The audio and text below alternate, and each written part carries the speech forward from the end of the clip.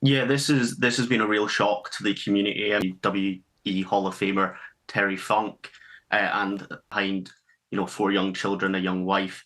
It's really about sort of tributes paid from fans and from time, and we're seeing stories of him sitting down with talent behind the scenes to offer them advice and to kind of give them a shoulder. His legacy will be a creative mind that couldn't be restricted by anyone who wanted to, and Rest wanted to produce art, sort of create his story and wouldn't let other people tailor it. But I think. Okay, Liam Stewart, writer with the wrestling magazine Inside the Ropes. It's a very sad occasion to have to talk to you, but thank you once again for taking